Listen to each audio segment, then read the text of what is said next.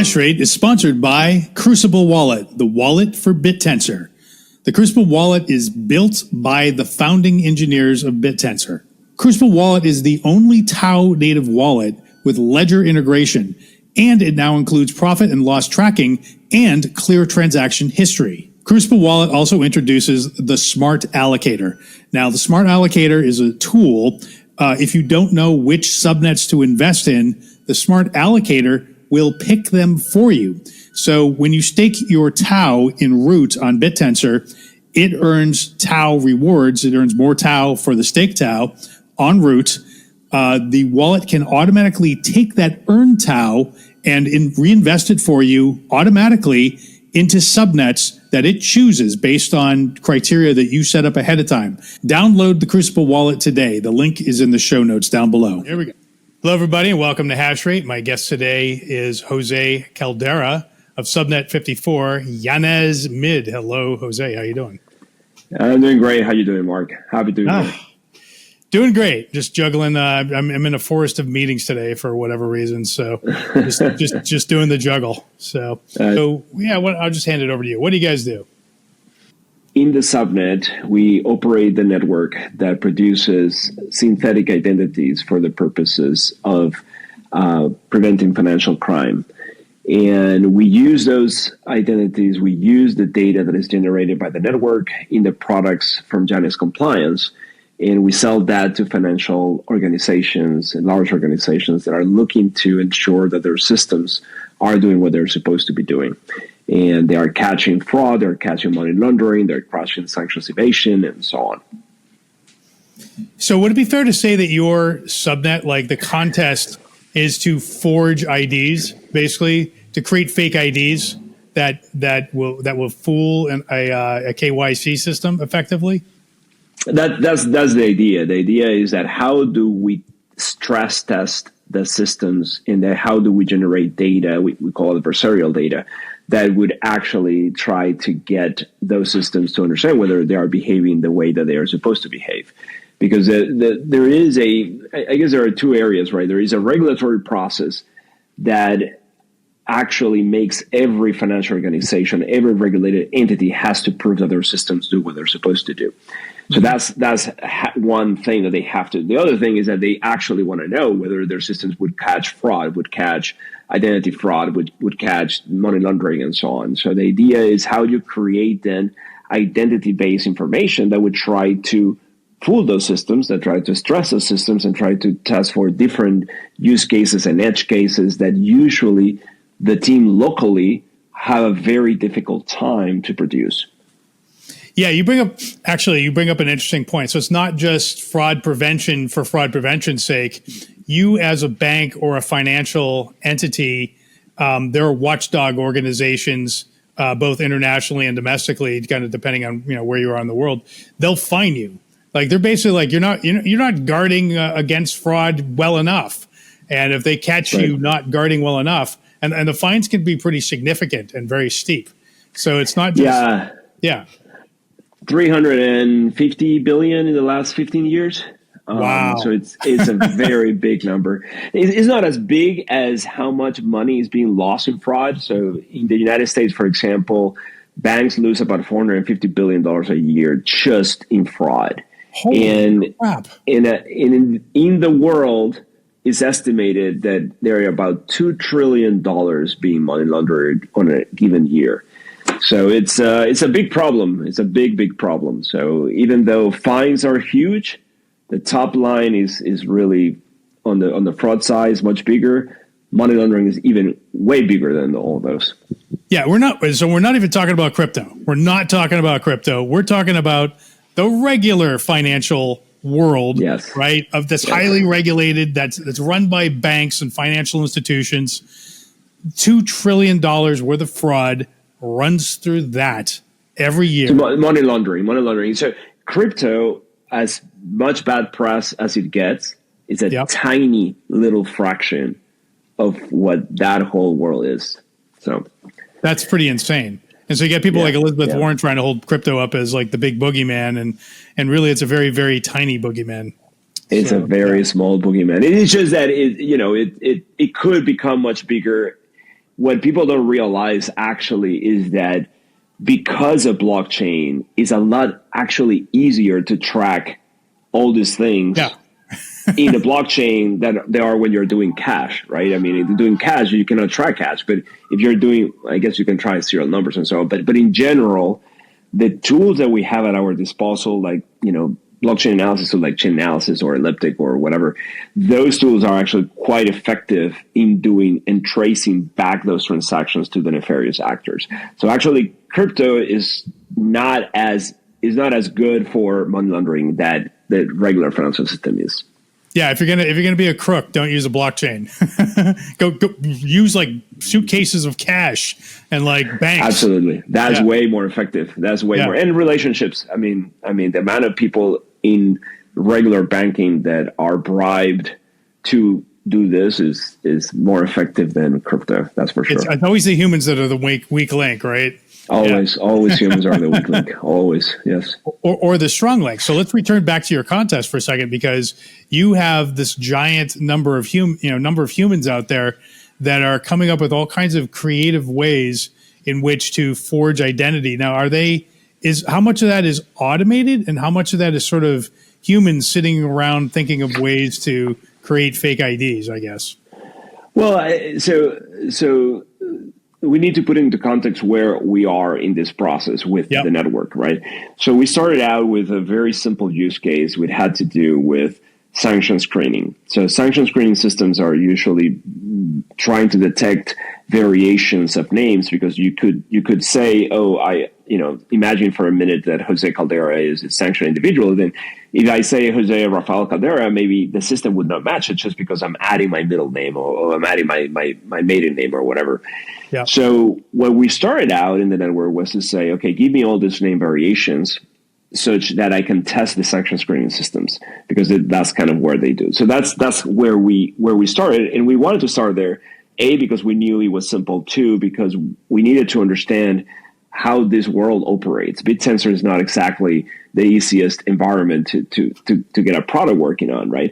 And then we started realizing, okay, how the incentive mechanisms can work and so on. So now we launched a new incentive mechanism at the beginning of November that is now not only trying to get people to say, oh, this is an attack based on what you told me an attack was.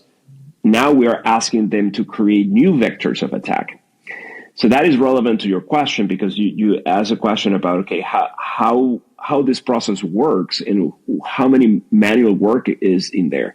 So because these miners now are creating new vectors of attack, things that people are not seeing, things that we don't know yet, we actually have to post-evaluate these things. So we're using manual labor, if you will, to figure out whether the attacks that the miners are proposing are actually valid attacks in the real life.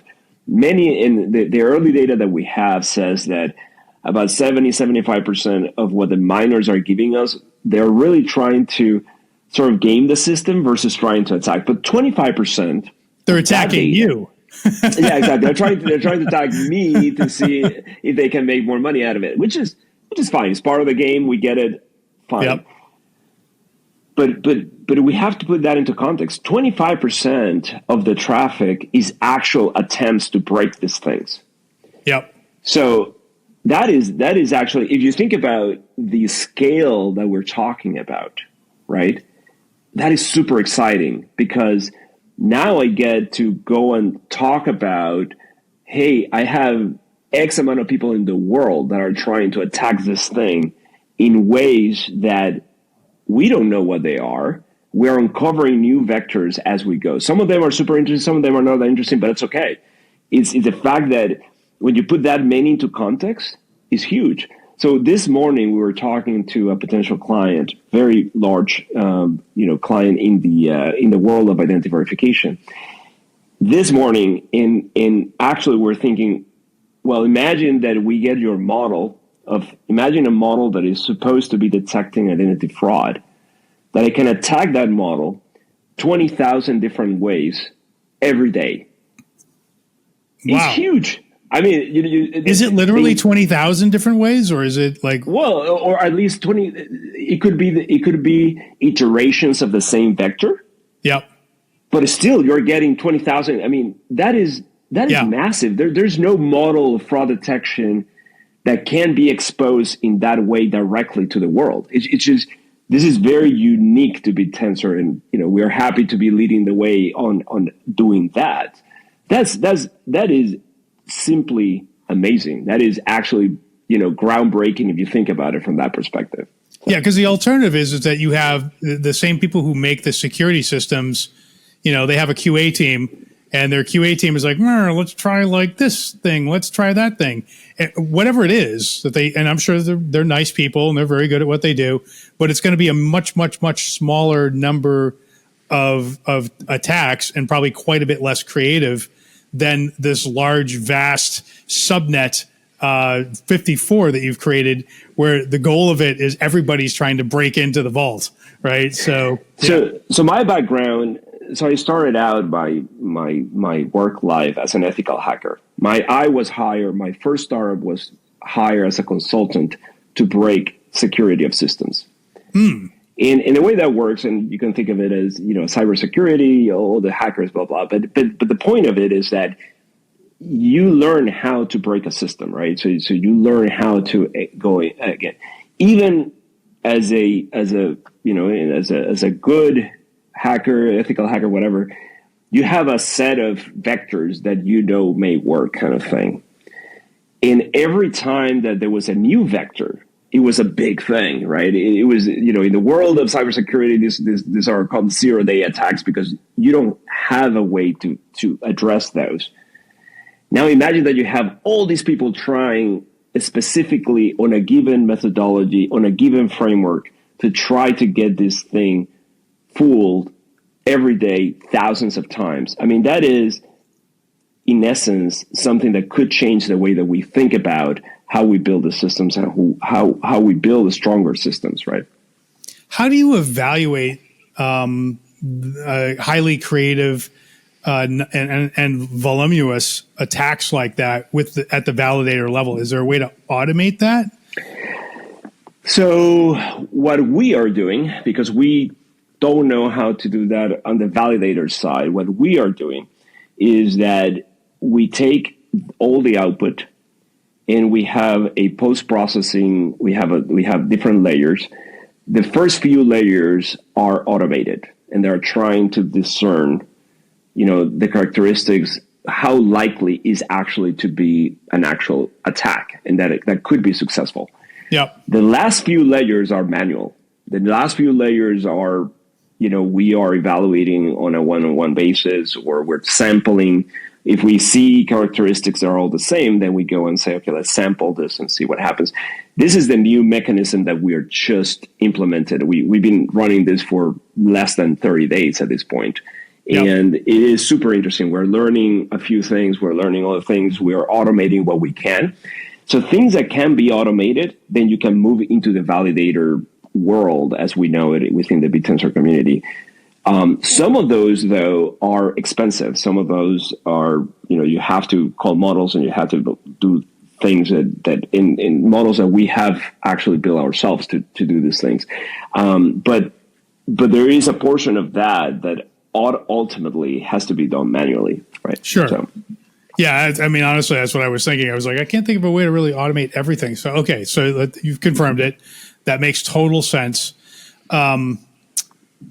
So how big is the market for this sort of thing? Like, who are your customers? How do you make money? How much are they paying? If you get everybody in the world, what does that look like?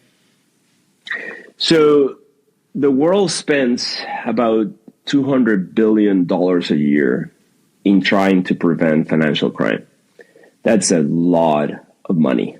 That is a lot of money. 120 billion are spent in human resources, and about 80 billion are spent in technology.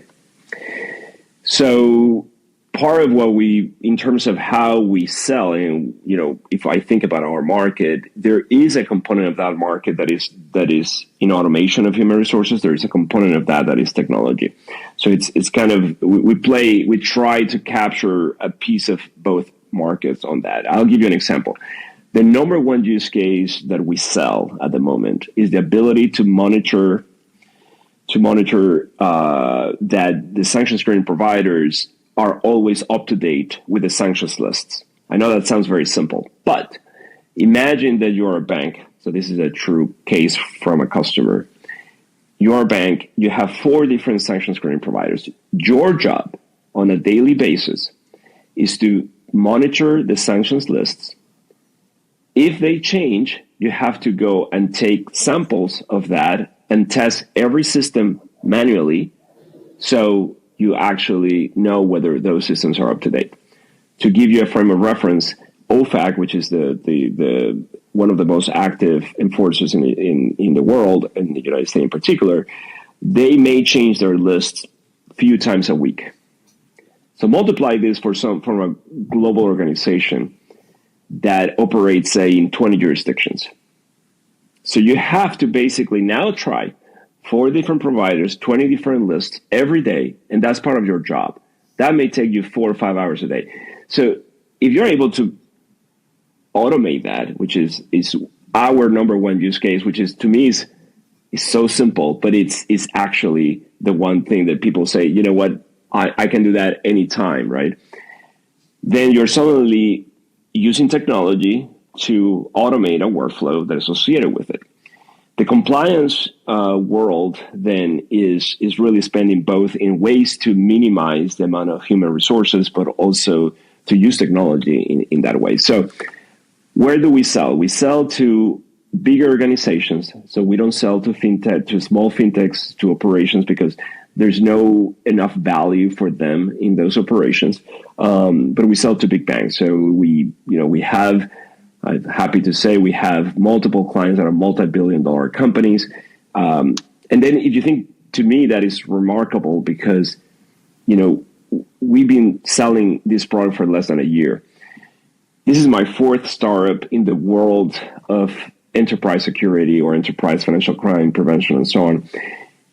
I wish in any other company I would have had multi-billion-dollar customers on my first year of operations.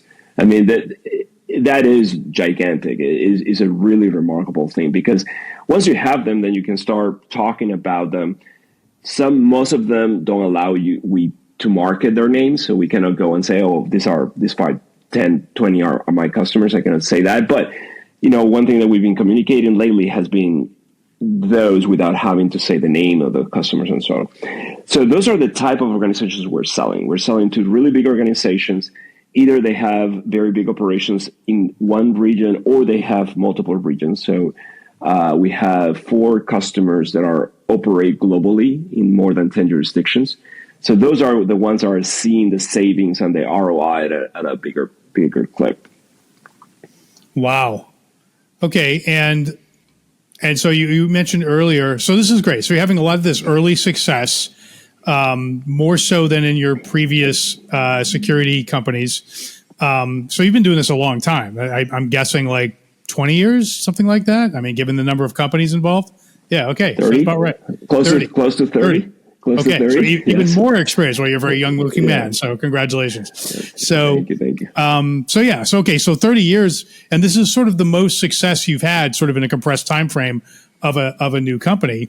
And yet this past week, we've all hit this new thing called Tao Flow, right? Which is completely kind of upended the cart in the Bittensor universe. It's changed the laws of physics about how subnets operate and how subnet owners operate, because there've been a number of subnets that are producing really interesting things, and in your case, great success early on, very early signal that this subnet in particular could be an incredibly successful subnet, and your company in particular be an incredibly successful company. And yet, you tweeted earlier this week that your emissions have dropped to 0. So there's no meaningful activity in the liquidity pool. Thus, you get no emissions. So what that means is there's no new net Tau flowing into your liquidity pool for whatever reason, right? And it might just be the market doesn't understand what you're doing. It might be the market's distracted by ridges or whatever the hot new shiny thing is, right? And it has nothing to do with you. It's just you're not them at that moment, right? So, or it might be that the design of Tao Flow is somehow flawed, It might be this is too harsh. We've cranked the dial too much up. So I saw you tweeting this, and I felt that in my gut. I'm like, this feels like a good subnet to me. It doesn't feel like one that should be unduly punished. What's your read on this? What's going on here? Well, after spending a few nights sleepless on this, yeah. Yes, it caught us in a way by surprise. I think it was a confluence of multiple things that happened to us during the November timeframe. But to be honest, the concept of Tao Flow to me makes a lot of sense. It really makes sense in a way. I think we are in a great position because we actually have revenue. And I think revenue is the fuel to all of these things, right? And how you align that revenue with the system, I think is going to be very important. So I do think we are in a great position because we have revenue and coming from big companies, multi-year contracts. So that part, I think, is great. And I think we have the basis for it. I think the issue with us in particular is that there was a misalignment in a way that our revenue works versus how the Tao Flow revenue is expected to work such that flywheel sort of works. And because we have these multi-year contracts, but we get the revenue that we get from all of these contracts, we get them once a year, right? So we churn, to be fair, we churn a percentage of those contracts, and we have had the opportunity to do it once because that's from the time we integrated the data into our product, which again, you need to think about in context. So we just integrated the data from the subnet into one portion of our product line, right? So the first contract we got out of that, which was in the end of mid-October timeframe, we bought back, flow of that. But that contract is not going to give another revenue until 12 months from now. You see what I mean? That even though it's great and it's awesome for the company and we're doing great from that perspective, from the perspective of Tao Flow, right, and the way it works, you're basically doing this every year kind of thing, unless you have, tons of customers that come in every month, which we don't. I mean, we're a startup. We're a small company. We are growing. We're doing all the right things. But we're still a startup. I mean, you don't get, there's no startup that, well, I don't know if there's no startup, but very few startups, and I don't know any, but would have in their first year hundreds of customers of enterprise clients, right? I really don't know any of those. Yeah, exactly. So now what has happened though is that we realize as we were going through this, we're realizing and we say, well, there are other ways that we can build a revenue model. There are other types of packaging of the product that can produce a revenue that is more like a stream of revenue rather than a single revenue. So, and I alluded to this in one of the posts that I did post this thing. And that's exactly what we're doing. We're basically creating a conduit or repackaging a product line that is going to be closer to the output of the network, and that would have a much more streamlined type of revenue. And we're hoping to launch that by the end of January, so within the Q1 timeframe. But that would be a little closer. Now, the good news about this is a repackaging, and it's a market that we understand very well, which is I think we have something where we actually can get that revenue faster and as a stream. And I think that is more consistent with the way that Tao Flow works. Now, don't forget, we are a startup, and a startup burns more money than it makes. So that is our reality, right? I mean, I even if I took all the revenue that we have, I still burn in capital, right? Because I spend more money in R&D and operations than the money that we're making. And that is going to be true for another year or two, right? Before we can turn the page and become, the mythical cash flow positive kind of thing, right? So it takes time for a startup to get to that point. And throughout that process, then we just need to figure out how to bring more revenue into the token so that the Tao Flow concept works better for us. So I think going back to your original question, yes, it caught us a little bit by surprise. We realize or we recognize and identify the misalignment in the revenue model. But I think overall, the fact that we actually have revenue and that we actually understand how to get other inlines of revenue that are more aligned with that, on top of what we have already, I think we have a clear strategy of how to get this working for us as opposed to against us, because the flywheel can go in both directions, as we as we saw. Yeah, it can go forward with you, or it can go backwards with you, right? So, thankfully, I think we came out of that. We learned a few things. We got a couple of bruises out of that, but I think we were fine. And it just continued to be, at the end of the day, we're building something that is unique. We're building something that has a market, that is a big market. We have good customers. We have a lot of great expertise. And it's a matter of how you package that and be able to be successful with it, right? Yeah, and just to sort of throw a little bit more color on that. So Tao Flow has a 86.8 day moving average. So that's sort of that's the cycle of Tao Flow, right? So the last right. roughly 3 months, right? Yep. And so if your net Tao Flow is negative, then you're not going to get any emissions. That's just how that's how it works. And we can argue the merits of that, whether that's a good idea or not. But the idea is that it's measuring excitement about a particular subnet now, or as close to now as that, within a 90-day window now.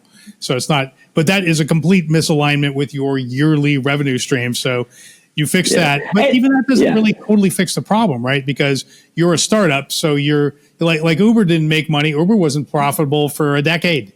Like I think Amazon went for like 2 decades, right? So exactly. It's not that weird, right? Like even in sort of the real normal world, right? So much less like this crazy new Bittensor crypto-ish world, right? So not a strange thing. And then on top of that, you have a lot of these research subnets, right? Like Templar or Nova, right? That are sort of moonshot things that, if they work, they're going to work like a year or two from now, maybe 3 years from now, right? And they're not going to produce any revenue between now and then, right? So they're even in a weirder position, right? So I don't know how this is supposed to sort of. I'm sort of eyeballing it, wondering how Const is going to sort of turn the knobs, because he's got to see this, right? He's got to look at the game board and be like, this doesn't quite totally work the way I was hoping. And he might turn the knob back a little bit. Well, I mean, nobody got into this thing thinking that it's all figured out, right? Oh, is this super environment where? Yeah, I cannot imagine that there are subnet owners in there that don't understand that this is, it's a petri dish in a way, right? It's an exercise. And I think, the people are going to be successful long term, and not, I'm sure there are going to be teams that are going to be successful in bursts and in short term. But the ones that are going to be successful long term, I think, are going to be the ones that are able to recognize that there are going to be experiments, and there are going to things that are going to turn out great, and there are things that are not going to turn out great. And I do think that you have to be able to identify what those things are and how they can play with you in your business model, and can you actually make something in your business model to make that work for your business, right? So I do think there is a lot of adjustment, not only from the protocol, but from the subnet owners, and even from the retailer, from the investors, right? This is not a normal environment for investing, right, in startups. You know what I mean? That this is the first startup where, people say, oh, it's great because you can build a startup. Not quite, right? Not really, because it's not like you get capital and then you can build. Everything is connected. The way that you take capital out can affect your network. The way that you talk to investors the retail investor, which doesn't exist in the VC world, right? So you talk to a VC, the VC believes what you're doing. They give you a ton of cash, and then, they touch bases with you on a monthly basis, but they are not taking capital out of the business on a daily basis either, they're right? Stuck for 7 to 10 years. That's just exactly. There's no active trading. So whomever is in this environment and is not looking at all those signs and trying to adjust as you see them, is going to be harder for them to come out of this. When I was writing that post that you're referring to, right, the first thing that came to my mind is like, you know, I'm not going to whine about this, right? Because I could have. I literally could have. I said, it makes no sense, right? I went into this understanding that there were things that we needed to tweak and things that we need to adjust. And it's about that. It's about how you adjust. And, you know, the way that we reacted, you know, we took it on the chin for a while, for a couple of days, for a week, whatever. Yeah. But then we sat down and we say, okay, let's build something that now that we understand what it is, we have to repackage it a little bit different. And, you know, we call a few customers, a few friends, does this make sense to you? Would you buy something like this? And they say, yeah, we would. And then you run with it, right? Who knows what a month from now Cons is going to throw at us with, you know, a new thing on the protocol. We don't know that, right? But one thing I would say is that none of these changes, as experimental as they can be sometimes, none of them to me have looked like nonsensical. I think there is a reason for it, whether there's a right solution or the solution that you thought it actually was implemented in the way that you thought it was. It may vary, but I feel one of the things I like about Bittensor and I like about the leadership at Bittensor is that the changes are thoughtful, are things that make sense. And, you know, but it's an experiment. And so there are things that you need to adjust and you need to, and I say it's not just the owners that are adjusting, the retail investors are adjusting, the main investors are adjusting, and the protocol owners are adjusting. So hopefully we'll get all of this sorted out. And I mean, there are fantastic things are happening in this protocol. I think I say again, how I've been in this industry for so many years, there's nothing that would mimic the way that we are attacking things right now in our network. And I know we're just starting.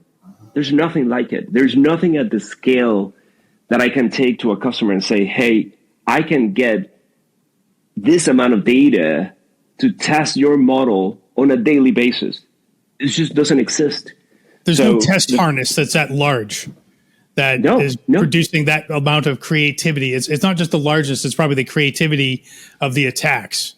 Right? And we're seeing it. And again, we sort of created this thing, right? Yep. We are starting with it. We are seeing the early signs of something that could be remarkable. The fact that I could take that story today to a potential customer and they look at you and say, what are you talking about? I'm like, we really could take this and just throw the sink at it, like not by me, but by hundreds of people. It's something that, I mean, they say, how can that happen, right? And I had to explain a little bit about Bittensor, right? I tried not necessarily, I use it as a big thing, but right, you know, trying to explain to somebody Bittensor is not exactly the easiest thing in the world. No, right? it's not.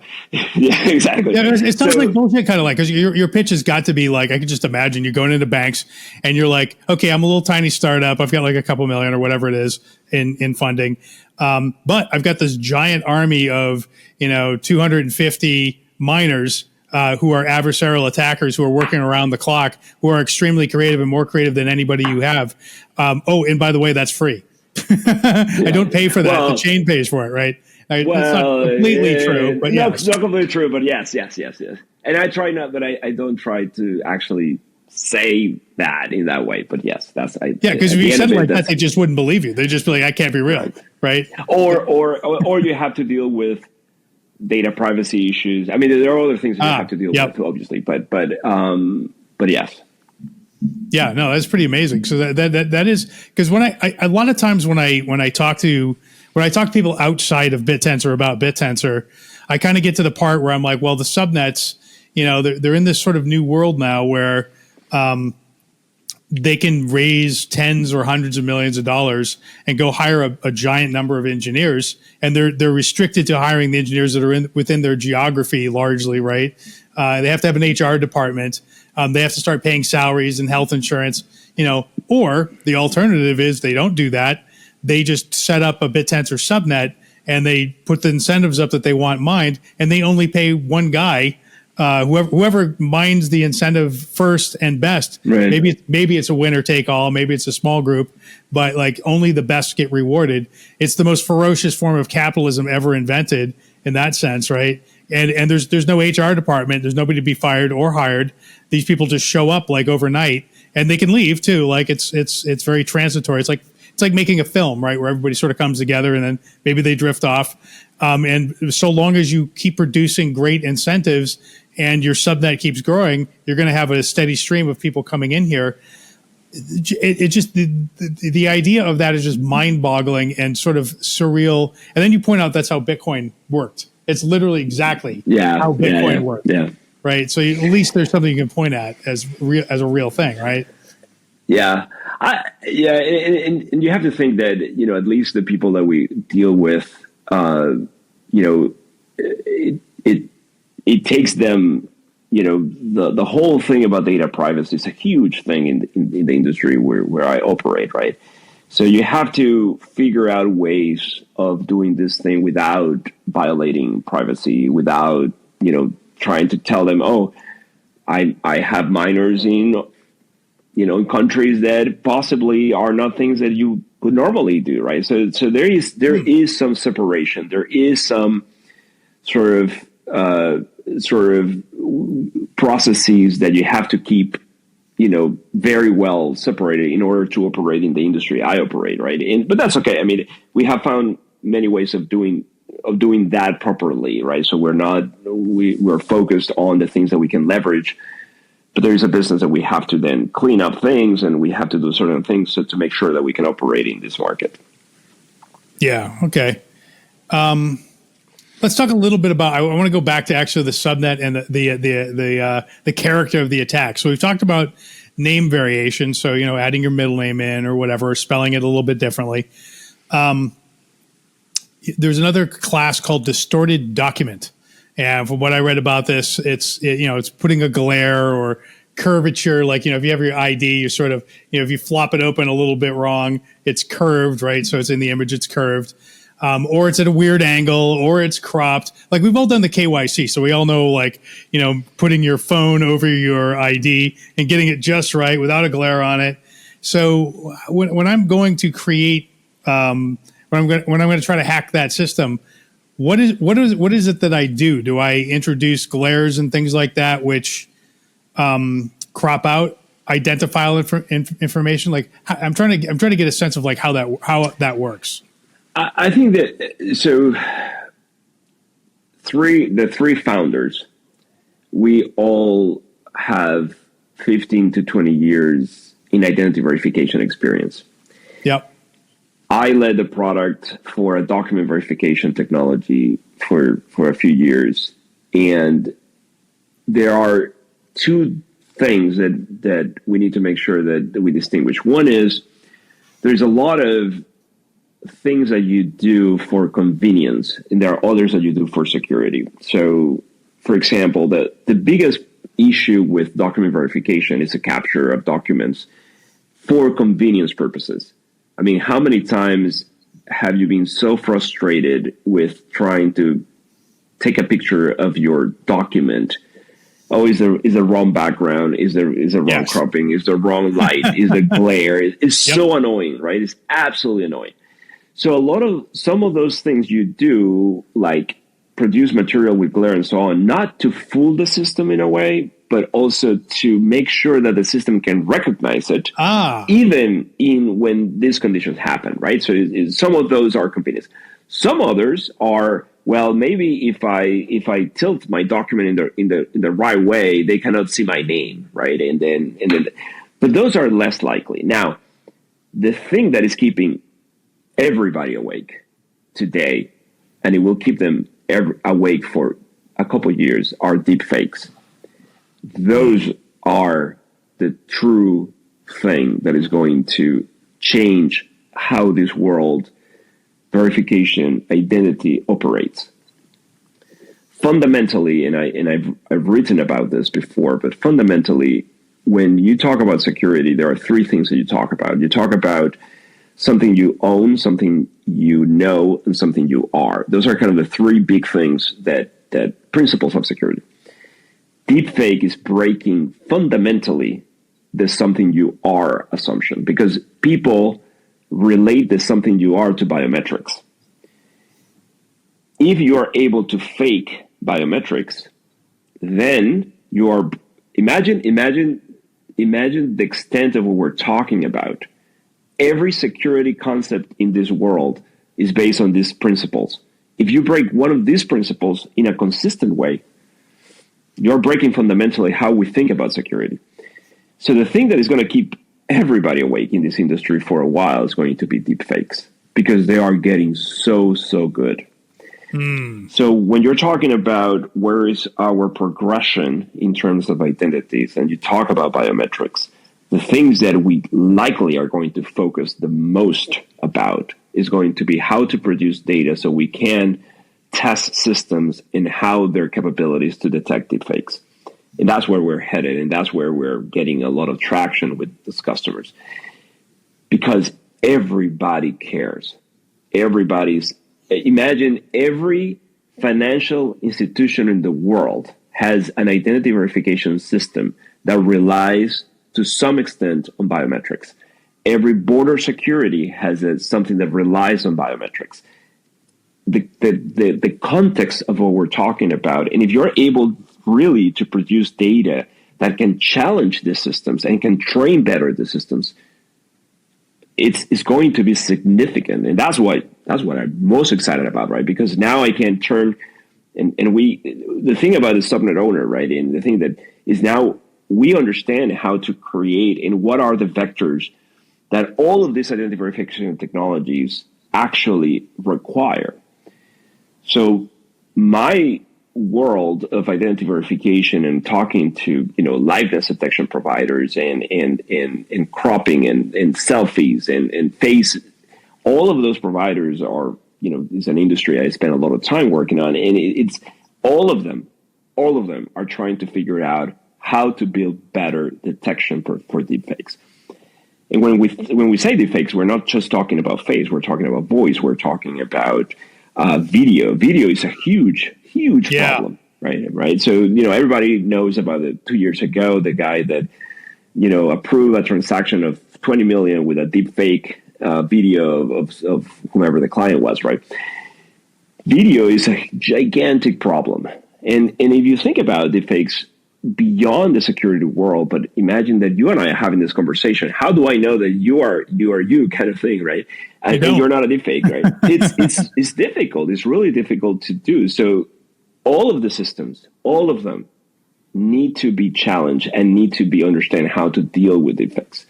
So that's our direction. That's why you see biometrics in our world, is because that's where we're headed. But we need to prepare the network to get there, right? In the sense that you need the ability to create data, you need the ability to evaluate data, not automatically, but building the post-processing of that. And that requires money, and it requires infrastructure, it requires investment. And that's why, it's going to take a while for us to be profitable on the other side, regardless of how many customers we will start getting, right? And the receptivity of this message has been fantastic. I mean, truly has been fantastic. Now, you don't sell a multi-billion-dollar customers in 5 days, right? It is a process, and you have to go through procurement, and you have to go through security, and you have to do so. It takes a while to get the motions of this to work, but the signs are all there. The market is there. If we're able to streamline this process in the way that we're thinking, in the way that we're working every day to get it cranking, then we're going to be great.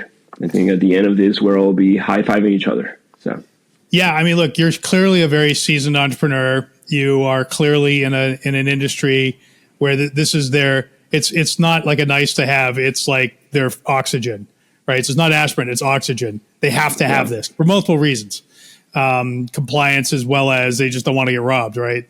And you're in an increasingly significant adversarial environment where AI is powering all the Lex Luthors out there that are looking to defeat you. So the need is only growing for what you provide. You're providing the Avengers, the Justice League that protects the banks and from the bad guys, right? So absolutely completely necessary. And Bittensor, the fact that you have a subnet gives you an extreme unnatural advantage over your competitors, right? Because nobody else can do this, right? They'd have, unless they go get their own subnet, right? And then maybe, but they'd have to, you're getting, but once you're dug in, once you go through the procurement process, also you're dug in like a tick. Like it's really hard. That's a pretty significant moat. Once you've gone through all the vetting process and gotten the first contract set up, then you just, start expanding your influence inside of these organizations with more and more products, right? You're dug in real well. So the hard part is getting in, but once you're in, and it's great. It's once you get through the procurement process. I mean, so I'll give you an example. We had this customer, loved it immediately. I mean, saw it the demo was 15 minutes and say, yes, I want this and this, I need this, blah, blah. And then he told us and say, so I want you to understand, you are not in the budget. You first have to get in the budget and then we have to get you through security, blah, blah, blah. So he said, I love this. I need this today. And I know I'm not going to have it until 9 months from now. Is a reality. I mean, unfortunately, that's the people that we're selling, and these are, and that's why we have to create other types of packaging that get us a little bit out of that cycle, so we can get also the network working on our behalf and the whole thing, right? Yeah. But the need is there, the product is there, the data is there. It's just it's a matter of getting it all in motion, right? Yeah, no, it's super cool. And I love what you're doing. This is fantastic. This is the kind of stuff I love to see inside of Bittensor. So I see why Yuma likes you. I can see why, Evan Malanga tweeted something very nice about you. He said, Jose Caldera is a respected and seasoned entrepreneur, exactly the type of builder we want in Bittensor. Absolutely agree. Couldn't agree more, especially after today. So congratulations on all that. So one last question. I think we're coming up on the hour. So first of all, have I not asked something that I should have asked, or did I pretty much cover it? No, I think you're asking the questions that people want to know. And I think, people have been, giving me feedback about, oh, you guys don't market enough and you guys don't explain enough what you're doing. And we've been trying to, again, adjust the way that this is the other thing, right? The way that you market enterprise in the Web 2 world is very different than the relationship that you have with the token holders, right? And these retail investors. So the communication strategies are very different. So I myself, I'm adjusting to that communication strategy. Yeah. I'm used to the other world, right? Where basically you don't say anything to anyone, right? For a long time, right? And here it's like, oh, we haven't heard from you. And I'm like, wait a minute, I just tweeted, we just posted 2 days ago. It's like, oh, we haven't heard from you in so long. I'm like, well, I haven't heard from you this hour. Yeah, exactly. Yeah, exactly. No, that is what it's like, right? Which is absurd, but also the way it works. So, as I said, what have you done for me lately? Is what everyone's saying, right? Yeah, exactly. So, I think that is. I think what the community has been asking is more information about our clients. What kind of clients do we have? How big are the contracts and so on? And I think we've covered some of that. I think that's kind of what I've heard the community asking from us. Yeah. So one last question before we go. So why is it called Yanez MIID and not like ID Guard or ID Guardian or something like that? Probably bad marketing in a way, but I'll tell you the story. I'll tell you first MIID. Why MIID? And so MIID stands for multi-model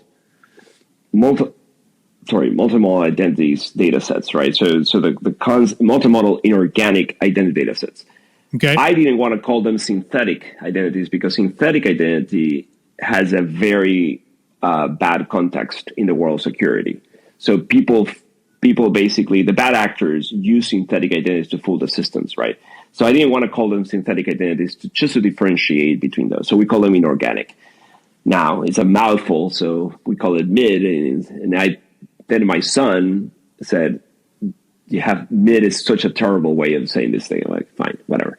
So Yanez is a bit different. Yanez is really, if you spell it out, is spelled Guayanese. and it's a region in Venezuela where I'm from, and I am from that region, so that's why it's called Yanez. But it doesn't have a super. Yes, that's right. Okay. That's right. Anyways, that's why the company is called Yanez. Got it. Okay. Well, this has been super fascinating. So I'm glad you reached out. I'm glad we had a little bit of time to spend today. So before we go, are there any websites or Twitter handles you want to plug? No, I mean, people are following us on Yanez __ AI, 2 underscores, another thing. And then I'm active also in X on Jose R. Caldera, at Jose R. Caldera. And I'm always open. I've been participating in different, AMA sessions. We host our own once in a while. We try to do it once a quarter at least. So we're super active on that. And keep looking at those. There are resources. We just posted a story in Medium on the adversarial data testing, which I think it's actually,